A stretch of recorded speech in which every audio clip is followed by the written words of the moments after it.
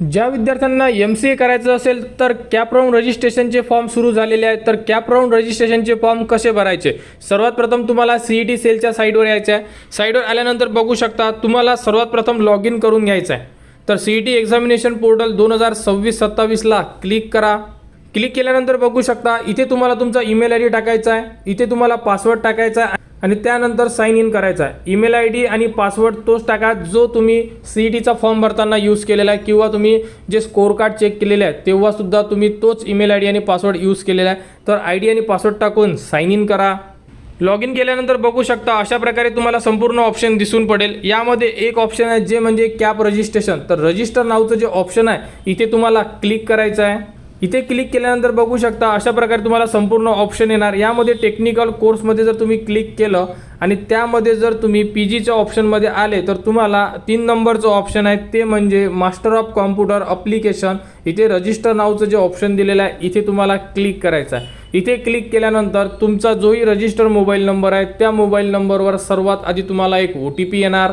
तर बघू शकता तुमचा जो रजिस्टर मोबाईल नंबर आहे त्यावरती एक OTP आलेला आहे. तो OTP तुम्हाला इथे इन्सर्ट करायचा आहे आणि त्यानंतर सबमिट करायचा आहे. तुम्हाला सबमिटला क्लिक केल्यानंतर अशा प्रकारे आपला जो फॉर्म आहे हा सुरू होऊन जाणार. यामध्ये तुम्हाला सर्वात अगोदर सिलेक्ट स्क्रुनिटीचा ऑप्शन आहे. यामध्ये 2 ऑप्शन आहे, यामधून एक ऑप्शन तुम्हाला सिलेक्ट करायचं. तर बघा स्क्रुनिटी जर तुम्ही चूज केली तर तुमचे डॉक्युमेंट्स ऑनलाईन व्हेरीफाय होणार आणि फिजिकलमध्ये तुमचे डॉक्युमेंट्स स्वतः तुम्हाला कॉलेजला जाऊन व्हेरीफाय करायचे आहे.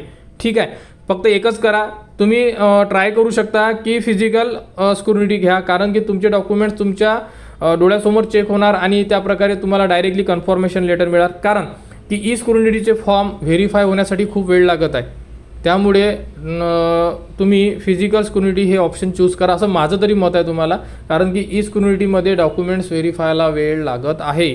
ठीक आहे, आम्हीसुद्धा आता फिजिकलमध्येच डॉक्युमेंट्स व्हेरीफाय करणार आहे, तुम्हीसुद्धा करू शकता. ठीक आहे, आणि जर तुम्हाला पॉसिबल नसेल कॉलेजला जाणे तर तुम्ही मग स्क्रुनिटी ऑप्शन घेऊ शकता. ठीक आहे, आम्ही फिजिकल स्क्रुनिटीला क्लिक केलं आहे, त्यानंतर कन्फर्मला क्लिक केलं आहे. त्यानंतर आता आम्हाला क्लिक करायचं आहे डॉक्युमेंट व्हेरिफिकेशनला कुठे जायचं आहे.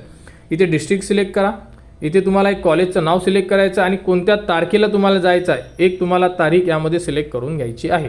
अशा प्रकारे तारीख वगैरे सिलेक्ट करा आणि टाईम वगैरे सिलेक्ट करा आणि त्यानंतर सेव्ह अँड प्रोसीडला क्लिक करा. त्यानंतर तुम्हाला ऑप्शन येणार आहे CET बद्दल. तर तुम्ही CET दिलेली आहे का, इथे तुम्हाला यस क्लिक करायचं आहे. यस क्लिक केल्यानंतर इथे तुम्हाला तुमचा रोल नंबर, इथे तुमचा रजिस्ट्रेशन नंबर, संपूर्ण माहिती तुमच्या स्कोर कार्डवर दिलेली आहे. सेम टू सेम इथे रोल नंबर आणि रजिस्ट्रेशन नंबर टाका आणि व्ह्यू डाटाला क्लिक करा. त्यानंतर बघू शकता तुमच्यासमोर तुमचे मार्क्स आलेले आहे. ठीक आहे, त्यानंतर सेव्ह अँड प्रोसीडला क्लिक करा. सेव्ह अँड प्रोसीडला क्लिक केल्यानंतर बघा आता तुम्हाला सिलेक्ट करायचं आहे की तुमचं जे एज्युकेशन आहे हे कुठे झालेलं आहे. तर बघा तुमचं 10वी 12वी आणि ग्रॅज्युएशन जर तुमचं महाराष्ट्रामध्ये झालेलं असेल तर तुमचं 1 नंबरचं ऑप्शन आहे आणि तुमच्याकडे डोमेसाईल सर्टिफिकेट किंवा तुमचा जो जन्म आहे हा महाराष्ट्रात होणं गरजेचं आहे तर तुमच्याकडे 1 नंबरचं ऑप्शन असेल. ठीक आहे, आणि या व्यतिरिक्त जर तुम्ही अदर महाराष्ट्रामधून असाल समजा म्हणजे बाहेरच्या स्टेटमधून तर तुम्हाला यामध्ये संपूर्ण ऑप्शन रीड करावे लागेल आणि त्यामधून एक ऑप्शन सिलेक्ट करावा लागेल. जर तुमचं महाराष्ट्रामध्ये शिक्षण असेल तर तुम्ही 1 नंबरचं ऑप्शन घ्या आणि त्यानंतर कन्फर्म करा. कन्फर्म केल्यानंतर तुम्हाला विचारण्यात येणार की तुम्ही 12वी कोणत्या डिस्ट्रिक्टमधून केलेली आहे. तर इथे डिस्ट्रिक्ट सिलेक्ट करा. त्यानंतर ग्रॅज्युएशन कोणत्या डिस्ट्रिक्टमधून केलेलं आहे इथे ग्रॅज्युएशनची डिस्ट्रिक्ट सिलेक्ट करा.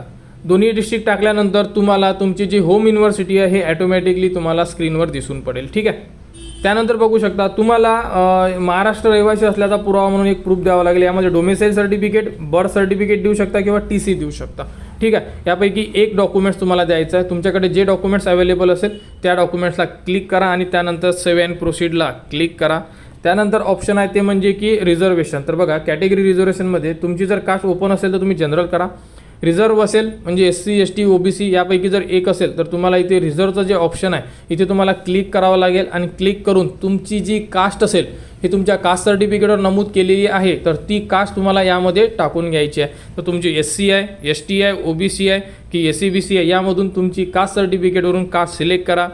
क्लिक केल्यानंतर बघा इथे तुम्हाला ऑप्शन देण्यात येणार आहे जातीचे नाव म्हणून म्हणजे कॅटेगरीमध्ये. बघा यापैकी तुमची जी कास्ट असेल ती कास्ट तुम्ही सिलेक्ट करा. आमची OBC आहे, आम्ही OBCच्या ऑप्शनला क्लिक करणार.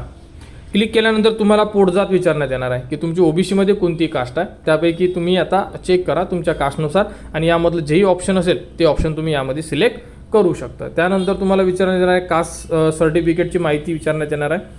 नॉन क्रिमिलियरची सुद्धा माहिती विचारण्यात येणार आहे. त्यानंतर कास्ट व्हॅलिडिटी आहे का, तर बघा कास्ट व्हॅलिडिटी जर तुमच्याकडे असेल तर अवेलेबल करा, नसेल तर अप्लाइड बट नॉट रिसीव्ह करू शकता. ठीक आहे. त्यानंतर कास्ट सर्टिफिकेट कोणी दिलेली आहे, सब डिव्हिजनल ऑफिसरने दिलेली आहे. कास्ट सर्टिफिकेटवर माहिती आहे, बघू शकता. नॉन क्रिमिलियर सुद्धा आहे का, तर हो अवेलेबल आहे. अशा प्रकारे तुम्हाला डॉक्युमेंट्स असेल तर अवेलेबल करा. अप्लाय केलेलं असेल तर अप्लाय बट नॉट रिसीव्ह करून तुम्ही रिसिप्टची माहिती टाकू शकता. क्लिअर. अशा प्रकारे तुम्हाला कॅटेगरी इन्फॉर्मेशन संपूर्ण माहिती फिल करून घ्यायची आहे. तर संपूर्ण माहिती व्यवस्थित फिल करा आणि त्यानंतर तुम्हाला खाली विचारण्यात येणार आहे तुम्ही हँडिकॅप आहे का, येस नोमध्ये आन्सर द्या. तुमचे पॅरेंट्स डिफेन्समध्ये म्हणजे आर्मी नेव्हीमध्ये होते का, म्हणजे एक सर्व्हिसमॅन डिपेंडेंट आहात का तुम्ही, येस नोमध्ये आन्सर द्या. आणि त्याआधी नॅशनॅलिटी म्हणून एक प्रूफ द्यायचा आहे तुम्हाला. यामध्ये तुम्ही नॅशनॅलिटी सर्टिफिकेट, डोमेसाईल आणि नॅशनॅलिटी कंबाईन असू शकते. TC देऊ शकता किंवा मग बर्थ सर्टिफिकेट देऊ शकता. यापैकी एक ऑप्शन सिलेक्ट करा आणि त्यानंतर सेव्ह अँड प्रोसीडला क्लिक करा. त्यानंतर बघू शकता तुम्हाला तुमची एज्युकेशन माहिती. तर इथे तुम्हाला 10वीचे ऑप्टेन मार्क्स, इथे टोटल मार्क्स टाकायचे आहे, कितीपैकी किती मिळाले आहे. इथे मॅथमॅटिक्सचे टाका, कितीपैकी किती मिळालेले आहे. सायन्स किती मार्क्स मिळाले टाका. इंग्लिशचे मार्क्स इथे किती मिळाले हे टाका. आणि 12वीचे मार्क्स तुमचे ॲटोमॅटिक तुमच्या स्क्रीनवर आलेले आहे. आणि तुम्ही मार्क्स टाकल्याबरोबर ॲटोमॅटिक इकडे पर्सेंटेज तुमचे डिस्प्ले होऊन जाणार. ठीक आहे. 10वीचे टोटल मार्क्स आणि इथे 3 सब्जेक्टचे मार्क्स टाकायचे. सब्जेक्टचे मार्क्स व्यवस्थित टाका, चूक होऊ देऊ नका. आणि 12वीचे मार्क्स तुमचे ॲटोमॅटिकली ऑलरेडी आलेले असेल, कारण की आपण प्रोफाईलमध्ये ऑलरेडी टाकलेले आहे. त्यामुळे टाकले नसेल तर तुम्ही यामध्ये ॲड करू शकता. तर 10वी आणि 12वीची अशा प्रकारे इन्फॉर्मेशन तुम्हाला ॲड करून घ्यायची आहे. ठीक आहे. त्यानंतर ग्रॅज्युएशनची सुद्धा माहिती ॲड करायची आहे आपल्याला. त्यानंतर बघू शकता तुमची स्ट्रीम म्हणजे ग्रॅज्युएशन कशात आहे ते टाका. त्यानंतर तुमची युनिव्हर्सिटी कोणती आहे ही टाका. इथे इंडिया सिलेक्ट करा, इथे फुल टाईम सिलेक्ट करा, पासिंग इयर सिलेक्ट करा, इथे पास सिलेक्ट करा. आणि इथे तुम्हाला पर्सेंटेज आहे की CGPA आहे हे तुम्हाला यामध्ये एकदा चेक करावं लागेल. क्लिअर. तर यामध्ये एकदा चेक करा की तुम्हाला पर्सेंटेज आहे की CGPA आहे. जर तुम्हाला पर्सेंटेज असेल तर तुम्हाला इथे क्लिक करून मार्क्स टाकावे लागेल. CGPA असेल तर तुम्हाला तुमच्या याच्यावर जो CGPA आहे तो टाका आणि पर्सेंटेज कॅल्क्युलेट करून टाका तुम्ही. ठीक आहे. होऊ शकते तुमचं जर CGPA असेल तर तुम्हाला CGPA टू पर्सेंटेज कन्व्हर्टर मागणार आहे आणि हे तुम्ही युनिव्हर्सिटीमधून आणू शकता. त्यानंतर 12वीमध्ये मॅथ्स होते का, तर हो मॅथ्स होते आम्हाला. आणि इथे मॅथमॅटिक्सचे नाव लिहा, म्हणजे सब्जेक्टचे नाव लिहायचे आहे. तर मॅथमॅटिक्स अँड स्टॅटिस्टिक अशा प्रकारे असू शकते तुम्हाला. जसे तुमच्या मार्कशीटवर आहे 12वीच्या सेम टू सेम असे टाईप करा. ऑप्टेन मार्क्स, टोटल मार्क्स लिहा, पर्सेंटेज ॲटोमॅटिकली येऊन जाणार. क्लिअर. 10वी 12वी ग्रॅज्युएशनची इन्फॉर्मेशन आणि त्यानंतर 12वीमध्ये मॅथ्स आहे का अशा प्रकारे संपूर्ण माहिती फिल करा. मार्क्स परत एकदा चेक करा आणि संपूर्ण माहिती जर ओके असेल तर तुम्ही सेव्ह अँड प्रोसीडला क्लिक करू शकता. त्यानंतर बघू शकता तुमची पर्सनल डिटेल्स. तर हे पेज आपण टोटली ब्लर केलेलं आहे, कारण की पर्सनल इन्फॉर्मेशन आहे विद्यार्थ्याची संपूर्ण. त्यामुळे तर इथे बघू शकता तुमचे कॅन्डिडेट नेम आहे, इथे आईचे नाव असेल तुमचे आलेले. तुम्ही सुद्धा तुमची माहिती या प्रकारे चेक करू शकता. त्यानंतर यामध्ये काही चेंज करायची गरज नाही आहे. जर संपूर्ण माहिती ओके असेल तर फक्त तुम्हाला व्हेरीफाय करून घ्यायची आहे. जन्मतारीख, जेंडर, अपार ID, त्यानंतर अनाथ आहात का, येस नोमध्ये आन्सर द्यावं लागेल तुम्हाला. इन्कम तुमचं ऑलरेडी जे तुम्ही टाकलेलं आहे तेच आहे. तुम्हाला TFWS ऑप्शन घ्यायचं असेल तर तुम्हाला इथे येस करावं लागेल. TFWS साठी फक्त एवढं लक्षात ठेवा, TFWS साठी इन्कम सर्टिफिकेट लागते. मोबाईल नंबर, ॲड्रेस वगैरे काही चेंज करायची गरज नाही. ऑलरेडी आपण टाकलेली माहिती आहे. संपूर्ण माहिती आपण ऑलरेडीच फिल केलेली आहे. फक्त एकदा व्हेरीफाय करण्यासाठी आपल्याला दिसत आहे. तुम्ही सुद्धा व्हेरीफाय करून घ्या. फक्त यामध्ये 2च ऑप्शन आहे, अनाथ आहात का, येस नोमध्ये आन्सर द्या. आणि TFWS, जर TFWS तुम्ही येस घेत असाल तर इन्कम सर्टिफिकेट लागणार आहे अपलोड करण्यासाठी. क्लिअर. आणि त्यानंतर तुम्हाला फोटो विथ सिग्नेचर द्यायचे आहे. तर फोटो आणि त्याखाली सिग्नेचर इथे तुम्हाला अपलोड करून घ्यायचे आहे. ठीक आहे. तर पेंडमध्ये जाऊन फोटो आणि त्याखाली सिग्नेचर या प्रकारे एक डॉक्युमेंट सेव्ह करून घ्या JPG आणि इथे तुम्ही चूज करून सेव्ह अँड प्रोसीडला क्लिक करा. म्हणजे तुमचे जे फोटो विथ सिग्नेचर आहे हे अपलोड होऊन जाणार. त्यानंतर आपल्याला डॉक्युमेंट्स अपलोड करायचे. ठीक आहे. तुम्ही JPG PDF अपलोड करू शकता.